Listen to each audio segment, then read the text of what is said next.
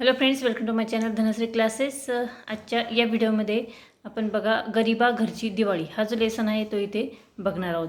आता या लेसनमध्ये एक अंकिता नावाची मुलगी आहे आणि ती मुलगी आपला प्रसंगावधानपणा दाखवून कशा पद्धतीने एका मुलाचा जीव वाचवते ते या लेसनमध्ये इथे सांगितलेलं आहे. बघा, अंकिता ही एक गरीब घरातील मुलगी होती आणि तिचे आईवडील हे मोलमजुरी करीत असे. आता मोलमजुरी म्हणजे काय, तर ते रोज कामाला जात असे आणि त्यामुळे ते त्यांचा रोजचा जो खर्च आहे तो जेमतेम त्यातून भागत असे. दिवाळीचे दिवस जवळ येत होते. सगळीकडे दिवाळीची तयारी चालू होती. शाळेला सुट्टी पडली होती. अंकिता आणि तिचे आईवडील कामाला गेले होते. अंकिताचे आईवडील कुठे गेलते? कामाला गेलते. आणि अंकिता ही घरात एकटीच बसत असायची. तिला घरात एकटीला खूप कंटाळा येत होता, म्हणून ती गावात फेरफटका मारायला गेली. आता अंकिता घरात एकटी बसून कंटाळत होती, त्यामुळे ती गावात फेरफटका मारायला गेली आणि गावात सगळीकडे दिवाळीची धामधूम तिला दिसत होती. आता दिवाळीची जे तयारी चालू असताना तिने बघितली आणि संध्याकाळी जेव्हा तिचे आईबाबा घरी आले त्यावेळेस ती अंकिता आपल्या आईबाबांना म्हणाली, आई, आपण ही दिवाळी साजरी करायची का? आईला खूप वाईट वाटले, कारण ती काहीही न बोलता कामाला लागली. कारण त्यांची परिस्थितीच अशी नव्हती की ते दिवाळी साजरी करू शकत होते. दुसऱ्या दिवशी काय झालं की अंकिता ही गावात पुन्हा फेरफटका मारायला गेली. गावातील मुले फटाके उडवत होते हे तिने बघितले. अंकिता ही त्यांच्यामध्ये जाऊन उभी राहिली. आता अंकिताला वाटले, आपण वाजवू तर शकत नाही, पण आपण फटाके कसे वाजवत आहे, ते मुलं कसे खेळत आहे हे बघण्यासाठी ती त्यांच्यामध्ये जाऊन उभी राहिली. मुलांनी सगळ्यांचे फटाके एका पिशवीत एकत्र गोळा केले आणि मुले खेळण्यात दंग झाली होती. आता श्रीधर फटाके उडवता उडवता त्या पिशवीजवळ गेला. बघा, श्रीधर नावाचा एक मुलगा होता आणि फटाके उडवत उडवत कुठे गेला? तो त्या पिशवीजवळ गेला आणि त्याच्या पायाजवळ एक पेटता फटाका होता. श्रीधरच्या पायाजवळ काय होतं? एक पेटता फटाका पडलेला होता. श्रीधर पाठमोरा असल्यामुळे, पाठमोरा म्हणजे काय, तर त्या फटाक्याकडे श्रीधरची पाठ होती आणि तो पुढच्या साईडला बघत होता.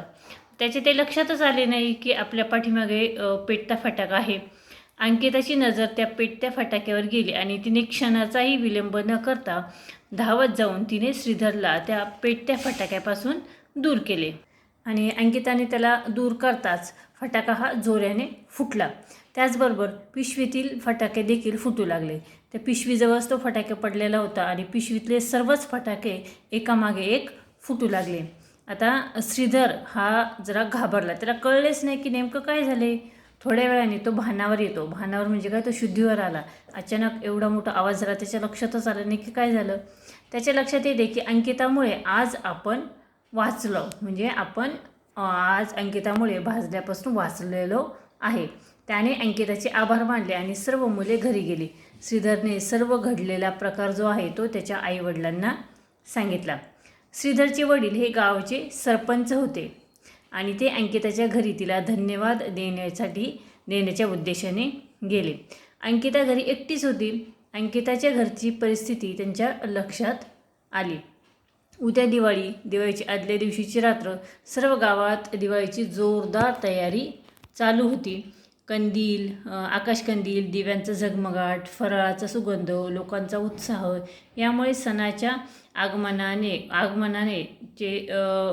आगमनाचे जे वातावरण आहे ते अगदी प्रफुल्लित झालेले होते. अंकिता घराच्या ओसरीवर म्हणजे बाहेरच्या त्या ओट्यावरती बसून हे सर्व बघत होती.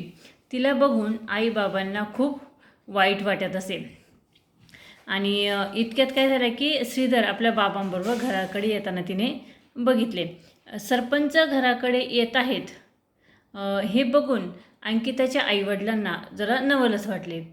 सरपंचाने अंकिताला जवळ बोलावले व तिला मिठाईचा डब्बा आणि काही भेटवस्तू दिल्या. त्यानंतर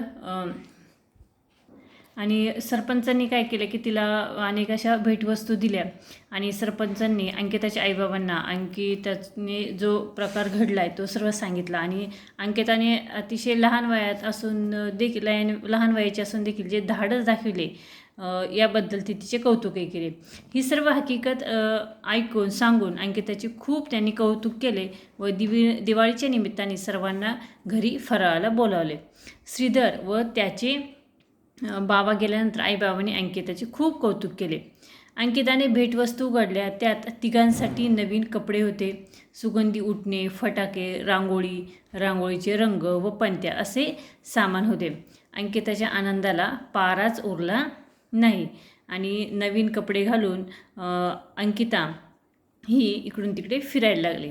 आता दिवाळीचा पहिला दिवस उजाडला. आईने सगळे घर पणत्यांनी सजवले. दिव्यांच्या उजेडात नवीन कपडे घालून फटाके उडवण्यात दंग असलेल्या अंकिताच्या चेहऱ्यावरील आनंद बघून आईबाबांच्या डोळ्यातून आनंदाश्रू वाहू लागले.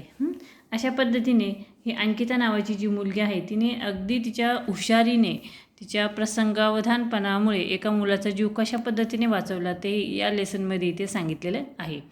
ठीक आहे. हा जो लेसन आपण बघितला, हा जो धडा आपण बघितला तो तुम्हाला कसा वाटला मला कमेंट्स करून नक्की सांगा.